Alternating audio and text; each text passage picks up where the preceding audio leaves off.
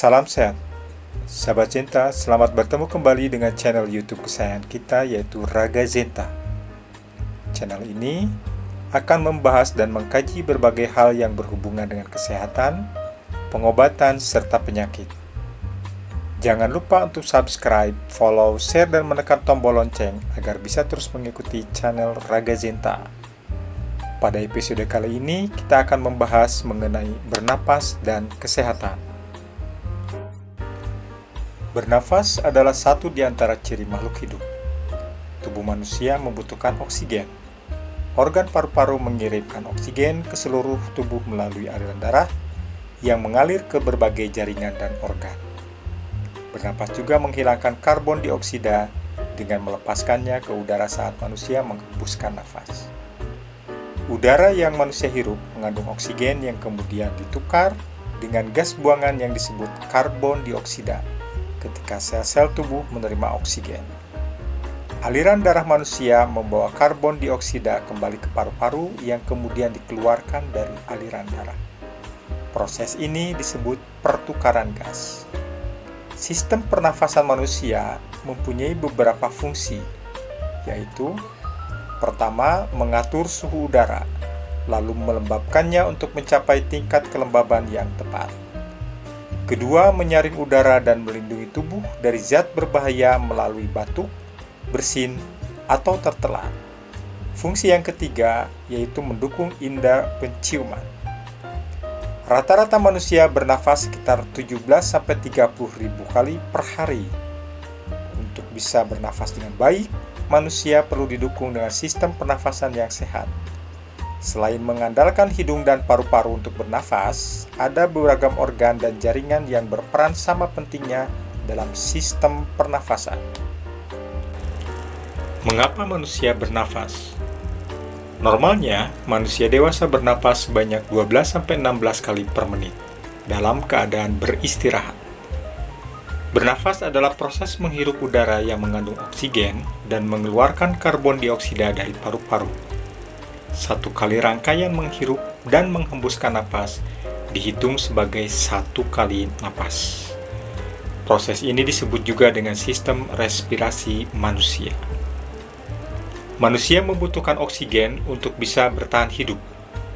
Berbagai fungsi tubuh sehari-hari seperti mencerna makanan, menggerakkan anggota tubuh, atau bahkan hanya sekedar berpikir sejenak membutuhkan asupan oksigen. Dilansir oleh American Lung Association, sistem pernafasan manusia berfungsi untuk menyediakan asupan oksigen secara konsisten agar seluruh fungsi tubuh bekerja dengan baik. Sementara proses metabolisme akan memproduksi gas karbon dioksida sebagai produk limbah yang harus dibuang. Proses pembuangan karbon dioksida ini juga menjadi tanggung jawab dari sistem pernafasan. Selain itu, sistem respirasi juga bekerja untuk melindungi tubuh dari zat asing dan partikel berbahaya melalui mekanisme pertahanan alami seperti batuk, bersin, dan kemampuan menelan. Pernafasan yang berlangsung lancar adalah hasil dari kerja masing-masing jaringan dan organ yang menyusun sistem pernafasan manusia. Sistem pernafasan manusia terbagi ke dalam dua bagian besar, yaitu organ pernafasan atas dan organ pernafasan bawah. Organ sistem pernafasan atas. Organ yang pertama adalah hidung. Hidung adalah gerbang utama keluar masuknya udara setiap kali manusia bernafas. Dinding dalam hidung ditumbuhi rambut-rambut halus yang berfungsi menyaring kotoran dari udara yang manusia hirup. Selain dari hidung, udara juga bisa masuk dan keluar melalui mulut. Biasanya, bernafas melalui mulut dilakukan ketika manusia membutuhkan udara yang lebih banyak. Misalkan karena kecapean ketika berolahraga, atau saat hidung sedang mampet tersumbat karena flu dan pilek. Yang kedua, sinus. Sinus adalah rongga udara di tulang tengkorak. Rongga ini terletak di masing-masing kedua sisi hidung dekat tulang pipi di belakang tulang hidung di antara mata dan di tengah dahi. Dalam sistem pernafasan manusia, sinus berfungsi membantu mengatur suhu dan kelembaban udara yang manusia hirup dari hidung. 3. Adenoid. Adenoid adalah jaringan kelenjar getah bening yang ada di tenggorokan. Di dalam adenoid terdapat simpul sel dan pembuluh darah penghubung yang membawa cairan ke seluruh tubuh. Adenoid membantu Anda melawan infeksi dengan menyaring benda asing seperti kuman dan memproduksi sel limfosit untuk membunuhnya. 4. Tonsil. Tonsil adalah nama lain dari amandel. Amandel itu sendiri adalah kelenjar getah bening yang berada di dinding faring atau tenggorokan. Amandel sebenarnya bukan bagian penting dari sistem imun maupun pernafasan manusia. Jika amandel terinfeksi dan meradang, dokter dapat membuang atau menghilangkannya melalui operasi. 5. Faring. Faring atau tenggorokan bagian atas adalah tabung di belakang mulut dan rongga hidung yang menghubungkan keduanya ke saluran pernafasan lain yaitu trakea. Sebagai bagian dari sistem respirasi manusia, faring berfungsi menyalurkan aliran udara dari hidung dan mulut untuk diteruskan ke trakea atau batang tenggorokan. 6. Epiglotis. Epiglotis adalah lipatan tulang rawan berbentuk daun yang terletak di belakang lidah, di atas laring atau kotak suara. Selama bernafas, epiglotis akan terbuka untuk memungkinkan udara masuk ke laring menuju paru-paru. Namun, epiglotis akan menutup selama kita makan untuk mencegah makanan dan minuman secara tidak sengaja terhirup dan menyebabkan tersedak. Organ sistem pernafasan bawah. Organ sistem pernafasan bawah terdiri dari yang pertama, laring atau kotak suara. Laring adalah rumah bagi pita suara manusia. Letaknya tepat di bawah persimpangan saluran faring yang membelah menjadi trakea dan kerongkongan. Laring memiliki dua pita suara yang membuka saat kita bernafas dan menutup untuk memproduksi suara. Saat kita bernafas, udara akan mengalir melewati dua pita suara yang berhimpitan sehingga menghasilkan getaran. Getaran inilah yang menghasilkan suara. Yang kedua, trakea atau batang tenggorokan. Trakea adalah bagian terpadu dari jalur nafas dan memiliki fungsi vital untuk mengalirkan udara dari dan menuju paru-paru untuk pernafasan. Trakea atau batang tenggorokan adalah tabung berongga lebar yang menghubungkan laring atau kotak suara ke bronkus paru-paru. Panjangnya sekitar 10 cm dan diameternya kurang dari 2,5 cm. Trakea memanjang dari laring hingga ke bawah tulang dada atau sternum, kemudian membelah menjadi dua tabung kecil yang disebut bronkus. Setiap sisi paru-paru memiliki satu bronkus. 3. Tulang rusuk. Tulang rusuk adalah tulang yang menopang rongga dada dan melindungi organ dalam dada, seperti jantung dan paru-paru dari benturan atau guncangan. Tulang rusuk akan mengembang dan mengempis, mengikuti gerak paru pada saat mengambil dan mengeluarkan napas. 4. Paru-paru. Paru-paru adalah sepasang organ yang terletak di dalam tulang rusuk. Masing-masing paru berada di kedua sisi dada. Peran utama paru-paru dalam sistem pernafasan adalah menampung udara beroksigen yang dihirup dari hidung dan mengalirkan oksigen tersebut ke pembuluh darah untuk disebarkan ke seluruh tubuh. 5. Pleura. Paru-paru dilapisi oleh selapu tipis yang disebut pleura. Lapisan pleura bertimbang sebagai pelumas yang memungkinkan paru-paru untuk mengembang dan mengempis dengan lancar setiap kali bernafas. Lapisan pleura juga memisahkan paru-paru dari dinding dada manusia. 6. Bronchiolus. Bronchiolus adalah cabang dari bronkus yang berfungsi untuk menyalurkan udara dari bronkus ke alveoli. Selain itu, bronchiolus juga berfungsi untuk mengontrol jumlah udara yang masuk dan keluar pada saat proses bernafas berlangsung. 7. Alveoli. Alveoli atau alveolus adalah kantung-kantung kecil dalam paru yang terletak di ujung bronchiolus. Dalam sistem pernafasan, alveoli berfungsi sebagai tempat pertukaran oksigen dan karbon dioksida. Pada alveoli juga terdapat kapiler pembuluh darah. Nantinya, darah akan melewati kapiler dan dibawa oleh pembuluh darah vena dan arteri. Alveoli kemudian menyerap oksigen dari udara yang dibawa oleh bronchiolus dan mengalirkannya ke dalam darah. Setelah itu, karbon dioksida dari sel-sel tubuh mengalir bersama darah ke alveoli untuk dihembuskan keluar. 8. Tabung bronkial. Pada tabung bronkial paru-paru ada silia berupa rambut-rambut kecil yang bergerak seperti gelombang. Gerakan gelombang silia akan membawa mukus atau dahak atau lendir atau cairan ke atas hingga keluar tenggorokan. Silia juga ada di dalam lubang hidung. Fungsi lendir dahak di tabung bronkial adalah untuk mencegah debu, kuman atau benda asing lain agar tidak sampai masuk ke paru-paru. Batuk juga bisa menjadi cara sistem pernafasan manusia mencegah benda asing masuk ke paru-paru. 9. Diafragma.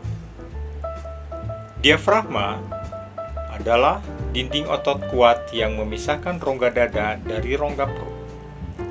Saat melakukan pernafasan perut, diafragma akan bergerak ke bawah dan menciptakan rongga kosong untuk menarik udara.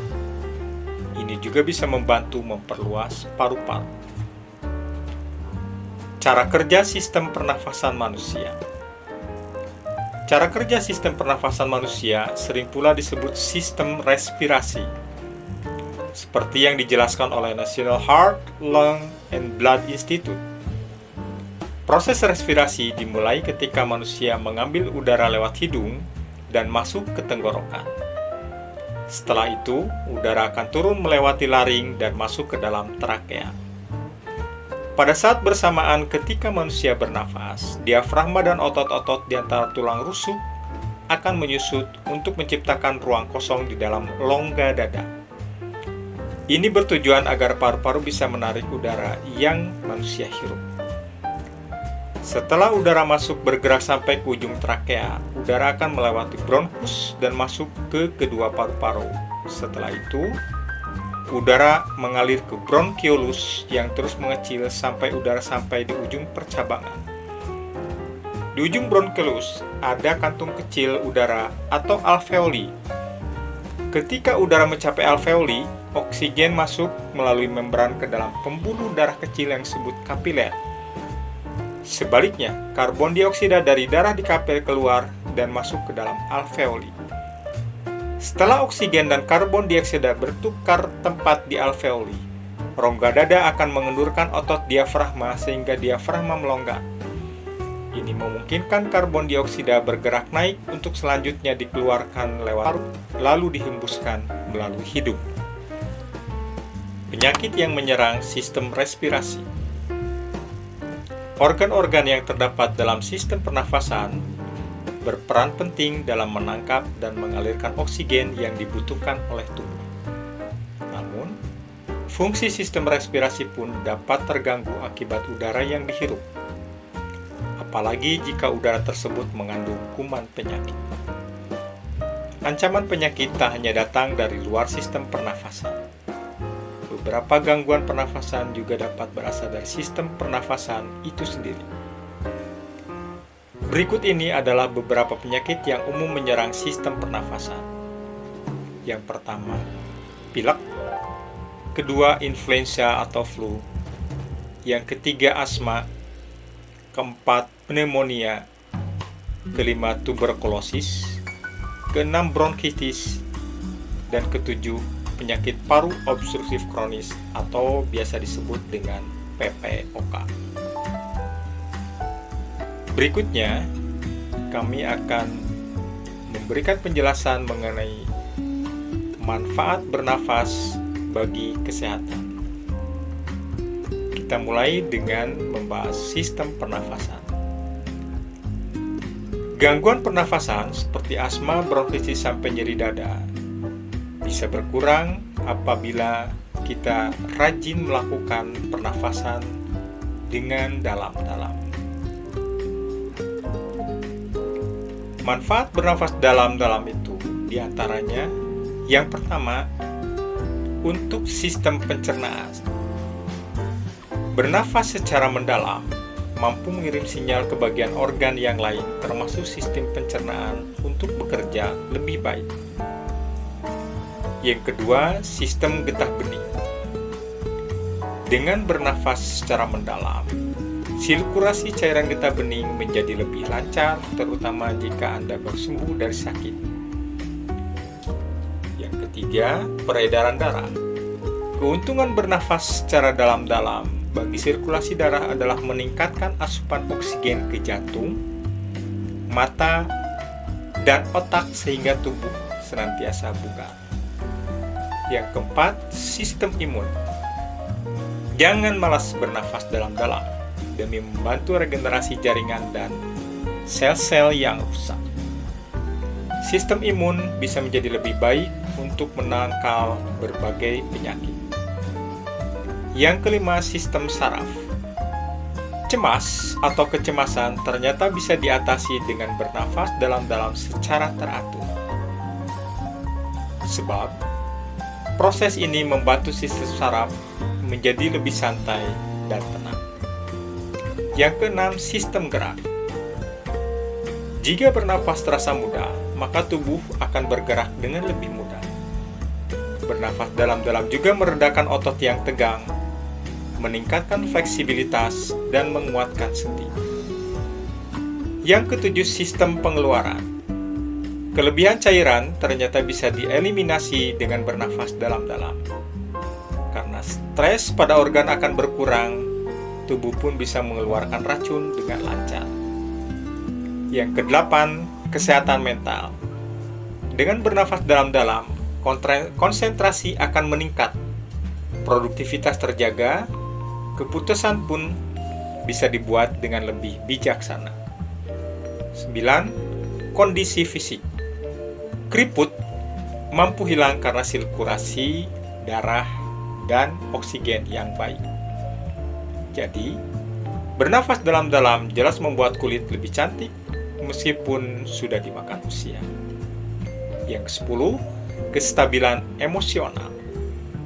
Bernafas dalam-dalam membuat tubuh lebih rileks, stres berkurang, hormon endorfin bertambah, serta tidur menjadi lebih nyenyak. Semuanya mendukung kestabilan emosional sehari-hari. Yang ke-11, hubungan asmara. Dampak positif yang lebih besar dari kebiasaan bernafas dalam-dalam adalah meningkatkan kualitas hubungan asmara, termasuk di dalamnya kepuasan dalam berhubungan badan antara suami dan istri. 12. Kondisi spiritual. Pernapasan merupakan satu di antara cara membuat agar meditasi berjalan lancar. Intuisi pun meningkat ketika tubuh rileks. Kondisi spiritual dan kreativitas otomatis ikut membaik pada saat manusia melakukan nafas dengan dalam-dalam. Manfaat bernafas bagi kesehatan tubuh. Satu di antara teknik bernafas yang banyak dipraktikkan pada saat ini adalah bernafas secara mendalam. Ini adalah salah satu latihan yang baik untuk memperbanyak asupan oksigen bagi tubuh. Bernafas secara mendalam akan membuka dan menenangkan berbagai bagian dari keberadaan manusia, dan secara keseluruhan menjadi teknik yang memberikan kesehatan yang dapat dilakukan sehari-hari. Yang pertama adalah mendetoksifikasi dan melepaskan racun. Manfaat bernapas secara mendalam yang pertama adalah untuk mendetoksifikasi. Tubuh dirancang untuk melepaskan 70% racunnya melalui pernafasan.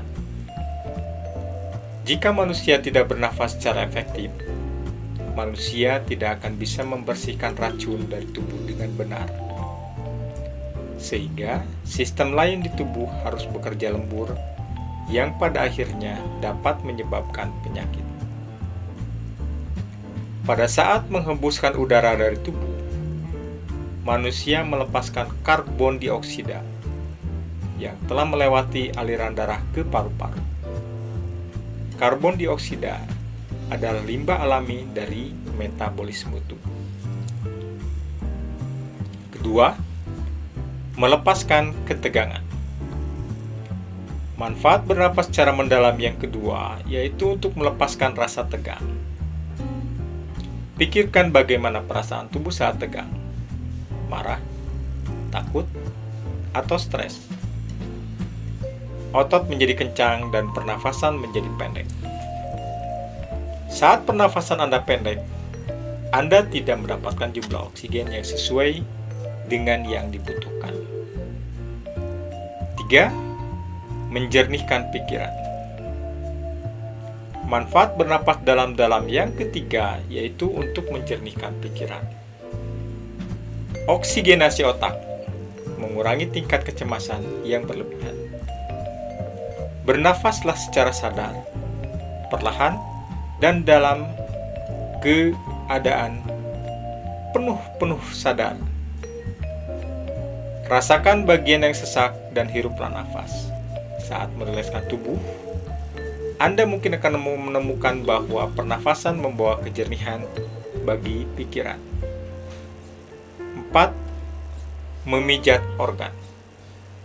Manfaat bernapas mendalam yang keempat yaitu untuk memijat organ tubuh. Gerakan diafragma selama latihan pernafasan akan memijat perut, usus kecil, hati, dan pankreas. Gerakan atas diafragma juga memijat jantung. Saat manusia menghirup udara, diafragma turun dan perut akan mengembang. Dengan gerakan ini, manusia memijat organ vital dan meningkatkan sirkulasi di dalamnya. Pernafasan yang terkendali juga memperkuat dan mengencangkan otot perut. Yang kelima, memperkuat sistem kekebalan tubuh. Manfaat bernapas mendalam yang kelima adalah untuk memperkuat sistem kekebalan tubuh. Oksigen bergerak melalui aliran darah dengan menempel pada hemoglobin dalam sel darah merah.